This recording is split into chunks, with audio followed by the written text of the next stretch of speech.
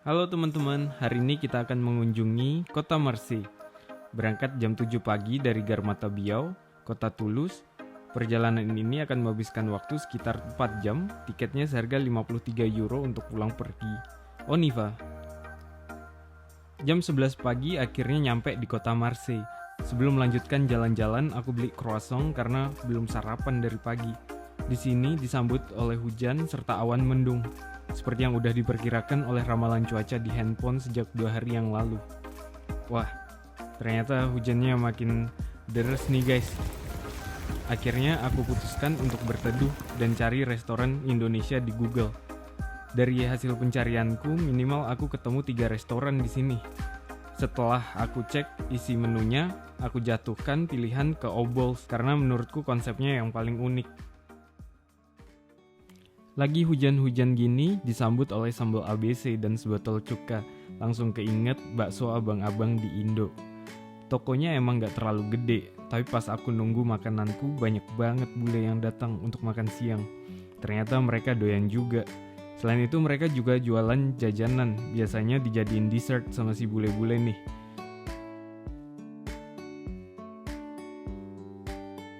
Nih, es mutiara segelas kecil 3,5 euro atau sekitar 60 ribu rupiah. Jadi tukang es aja apa ya.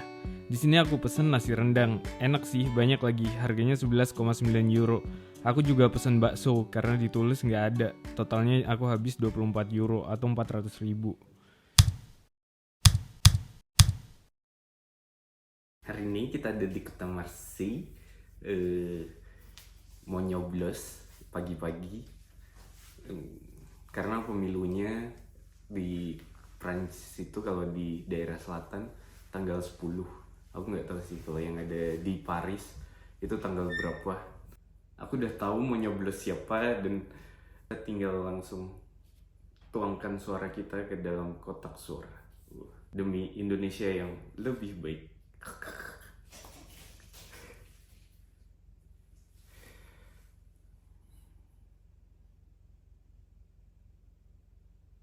Abis nyoblos, ntar kita bakal jalan-jalan ke kota Marseille. Nanti ada beberapa anak-anak mahasiswa dari kota Toulouse juga bakal datang ke sini. Nggak tahu sih bakalan ketemu atau enggak, tapi aku sendiri bakal jalan-jalan, bakal mengelilingi kota Marseille. Sebenarnya kota Marseille itu dia terkenal dengan tingkat kriminalitasnya yang tinggi. Jadi sebenarnya agak mager buat jalan-jalan di kota ini, tapi at the same time kota ini itu salah satu kota tertua di Prancis dan dia punya histori yang sangat panjang, jadi cukup menarik juga sebenarnya untuk ditelusuri gitu. Ikutin terus jalan-jalannya di kota Marseille. Dadah.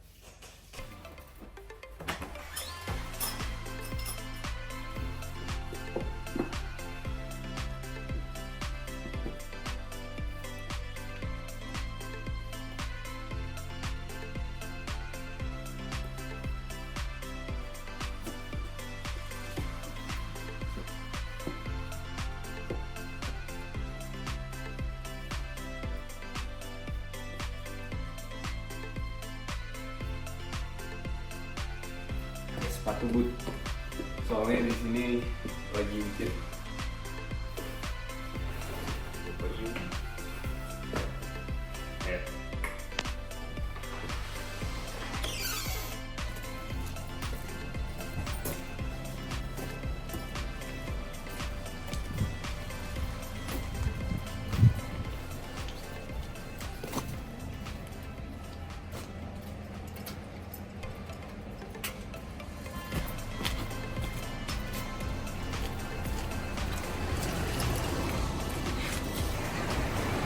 Ini di kota Marseille lagi hujan banget 2 hari. Dari kemarin nggak berhenti-berhenti hujannya. Si kakek sama nenek pakai payung. Cie.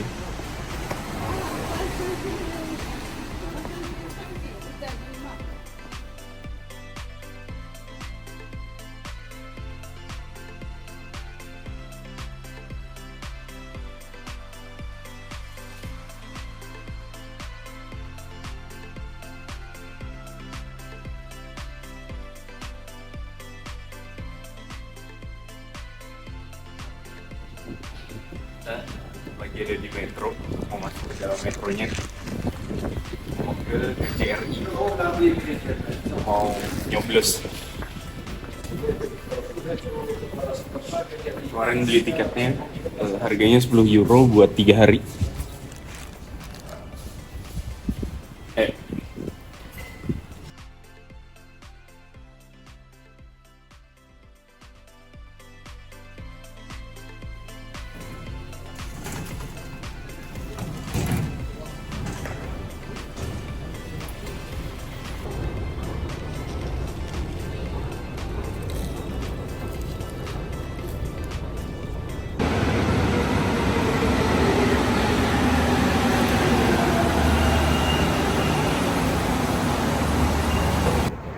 Ini adalah contoh-contoh vandalisme.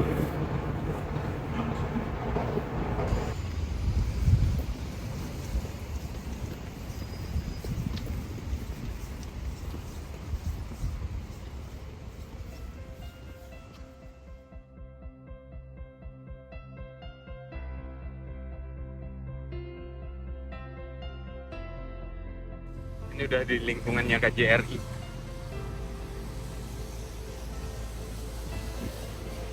Masuk ke sana tuh. Jadi ini KJRI.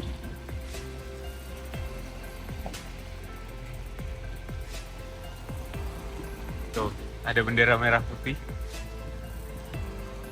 Ada lambang Garuda juga. Kan? Jadi ini KJRI, ayo kita masuk.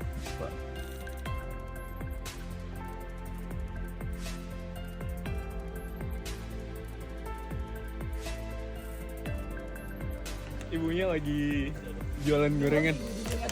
Ada apa aja Bu di sini Bu? Ada mendoan, ada pisang goreng, Ada mie ayam, ayam pangsit, mie ayam pangsit baso, ada terus ada seblak. pempek. Wah, mantep. Enggak, tempatnya kan di situ.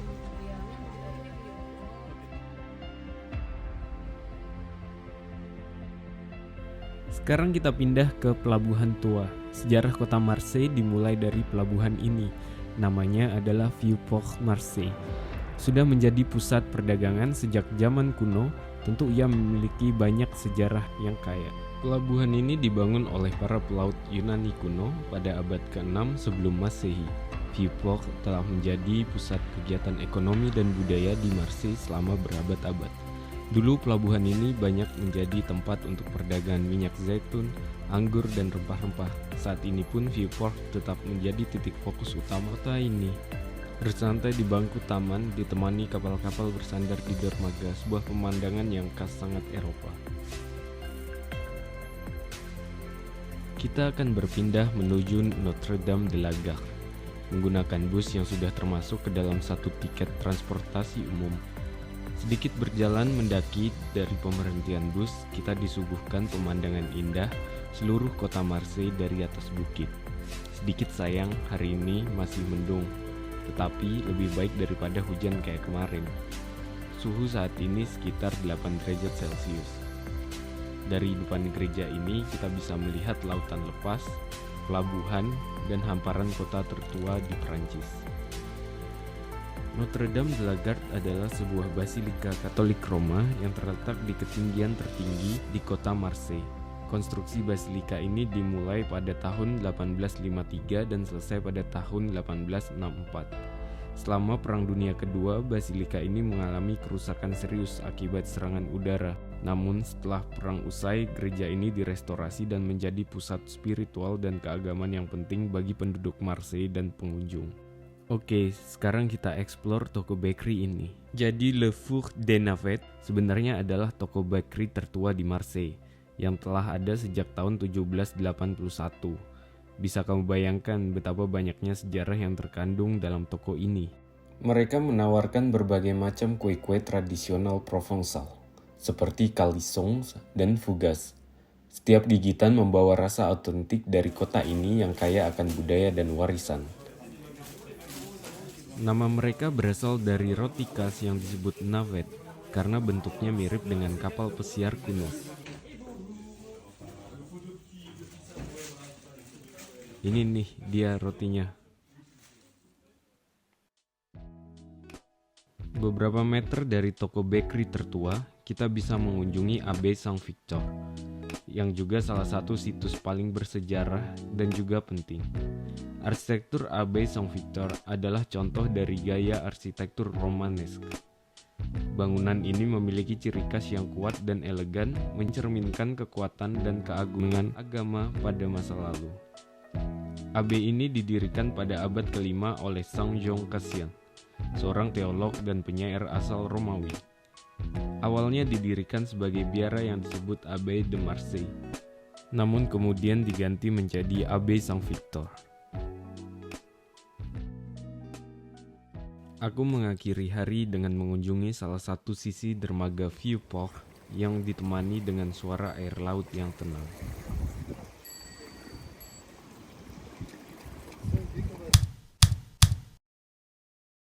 Hari ketiga ini kita akan menjelajahi sejarah megah dari Palais Longchamp di tengah kota Marseille.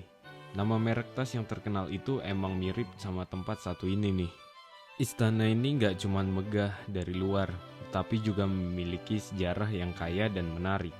Palais Longchamp mulai dibangun pada pertengahan abad ke-19 atas perintah dari Louis Napoleon Bonaparte, yang kemudian menjadi Kaisar Napoleon III dari Prancis.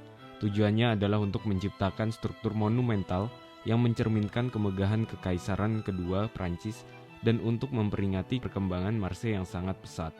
Salah satu fitur paling menonjol dari Palais Longchamp adalah air mancur monumentalnya. Dari atas sini kita juga bisa melihat Notre Dame de la Garde.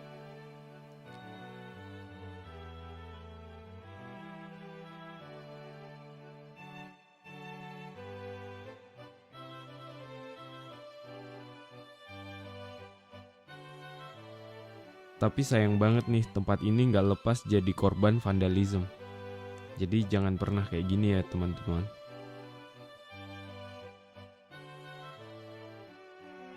Arsitek ternama Henri-Jacques Esperandeu menggabungkan gaya arsitektur klasik dan neo-barok. Konstruksinya dimulai pada tahun 1862 dan selesai pada tahun 1869. Selama lebih dari 1 abad, Longchamp Palais telah menjadi tempat penting untuk acara-acara budaya seni. Destinasi terakhir sebelum balik ke Toulouse adalah L'Église La Major. Lihat nih, perbandingan ukuran badanku dengan bangunan satu ini. Gede banget guys.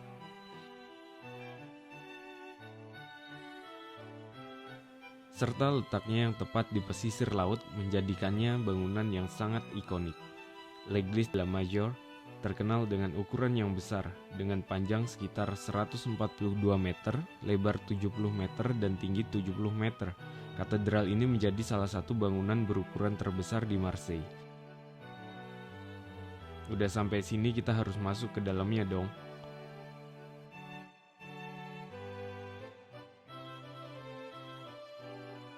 Di dalamnya dihiasi dengan marmer dan mozaik yang indah, yang menurutku hampir sama seperti beberapa desain gereja di kota Budapest. Pada bagian organ pipanya nampak berbeda dengan kebanyakan gereja di Eropa.